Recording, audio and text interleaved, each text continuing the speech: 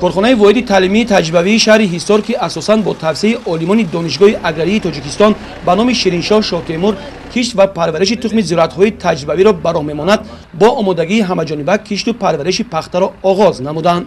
дар маъракаи кишти пулмадона олимони донишгоҳ низ иштирок ва якчанд намудҳои тухмиҳоро барои таҷриба пешниҳод намуданд.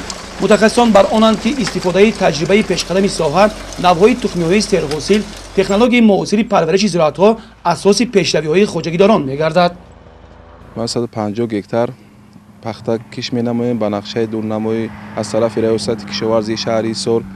нақша дорем ки дар рӯзҳои наздик аз боду ҳаво истифода бурда киши пахтаро анҷом расонем.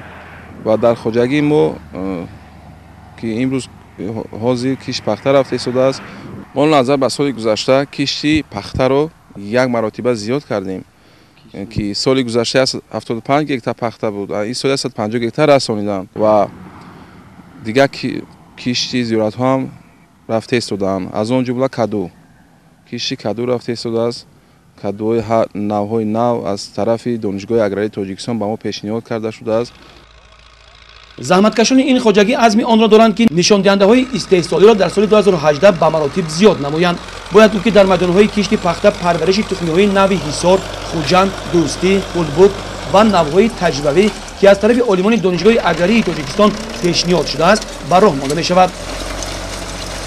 ҳамчунин кишти пунбадона дар хоҷагии баракати ватани шаҳри ҳисор низ муташаккилона ҷараён дорад. намояндагони мақомоти иҷроии ҳокимияти давлатии шаҳри ҳисор дар минтақа бо деҳқонон суҳбатҳо гузаронда барои гирифтани ҳосили хуб ба онҳо маслиҳатҳо медиҳанд.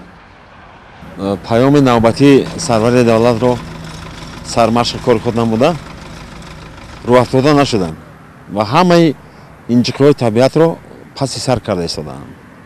ва имрӯз бибинед ки чӣ қадар дар паёмашон ҷаноби олӣ пешвои миллат қайд карданд, соласол майдони кишти пахтаро зиёд кардан дар кор аст. барои ки пахта як зироати ҳаст ки саноати моро бо ашёи хом таъмин мекунад, мардумро бо ҷойи кор таъмин мекунад ва билохира ба давлати буҷаи мо асъори хориҷӣ ворид месозад. барои ҳамин соласол кишти майдони пахтаро мо зиёд карда шудем.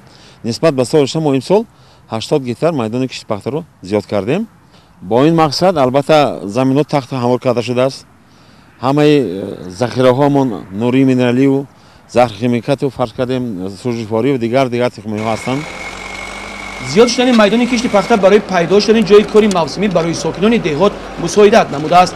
аҳли заҳмати хоҷагиҳои хурду миёнаи шаҳри ҳисор дар назди худ танҳо як мақсад доранд: мавсими имсоларо бо нишондиҳандаҳои баланди истеҳсолӣ ҷамъбаст намудан ва ғанӣ гардондани бозори дохилии мамлакат. гузориши хуршед ҳалиму фирӯз мирзоев аз шаҳри ҳисор барои барномаи иттилоъотии Навид.